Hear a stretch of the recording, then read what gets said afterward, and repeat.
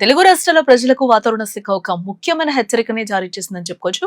బంగాళాఖాతంలో ఏర్పడిన వాయుగుండం ప్రభావంతో ఆంధ్రప్రదేశ్, తెలంగాణ వ్యాప్తంగా వాతావరణం ఒక్కసారిగా చల్లబడింది. ఆకాశం మేఘావృతమై పలు జిల్లాల్లో వర్షాలు కూడా మొదలయ్యాయి. వాయువ్య బంగాళాఖాతంలో ఉన్న అల్పపీడనం పశ్చిమ బెంగాల్, బంగ్లాదేశ్ సరిహద్దులో మరింత బలపడి తీవ్ర వాయుగుండంగా మారింది.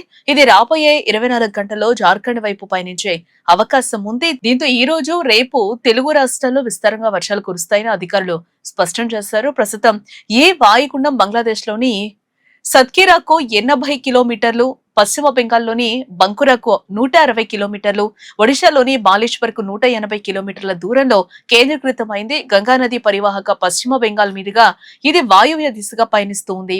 దీని కారణంగా బంగాళాఖాతంతో పాటు ఉత్తరాంధ్ర తీర ప్రాంతాల్లో మంగళవారం వరకు గంటకు 40 నుంచి 60 కిలోమీటర్ల వేగంతో బలమైన ఈదురుగాలులు వీస్తాయి. సముద్రంలో అలలు భారీగా ఎగిసిపడుతూ ఉన్నాయి. నీటి మట్టం పెరిగి తీవ్ర అలజడి సృష్టిస్తోంది.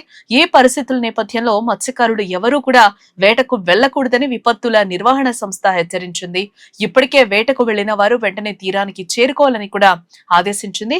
ఆంధ్రప్రదేశ్ లోని ప్రధాన జిల్లాలపై ఈ ప్రభావం స్పష్టంగా కనిపిస్తోంది. ఈ రోజు రాత్రికి శ్రీకాకుళం, విజయనగరం, పోలవరం, విశాఖపట్నం, ఏలూరు, నెల్లూరు, తిరుపతి జిల్లాల్లో పిడుగులతో కూడిన తేలికపాటి నుంచి మోస్తరు వర్షాలు పడతాయి. పార్వతీపురం, మన్యం, అల్లూరి సీతారామరాజు, అనకాపల్లి, కాకినాడ, కోనసీమ, తూర్పుగోదావరి, పశ్చిమ గోదావరి, కృష్ణా, మార్కాపురం, ప్రకాశం, చిత్తూరు జిల్లాల్లో కొన్ని చోట్ల వర్షపాతం నమోదయ్యే అవకాశం ఉంది.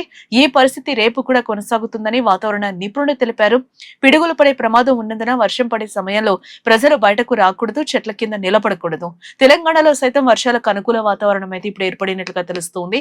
హైదరాబాద్ వాతావరణ కేంద్రం అందించిన సమగ్ర నివేదికల ప్రకారం చూస్తే అల్పపీడనం, రుతుపవన ద్రోణి ఉమ్మడి ప్రభావంతో రాష్ట్రంలో వాతావరణం వేగంగా మారిందని చెప్పుకోవచ్చు. ఈ 2 రోజుల్లో పలు ప్రాంతాల్లో తేలికపాటి నుంచి మోస్తరు వర్షాలు కురుస్తాయి. ఈ సమయంలో ఉరుములు, మెరుపులు తీవ్రంగా ఉండే అవకాశం ఉంది. కొన్ని జిల్లాల్లో గంటకు 30 నుంచి 40 కిలోమీటర్ల వేగంతో ఈదురుగాలులు వీస్తాయి. వేగంగా వీచే గాలుల వల్ల ప్రమాదాలు జరగకుండా ముందస్తు జాగ్రత్తలు తీసుకోవాలి.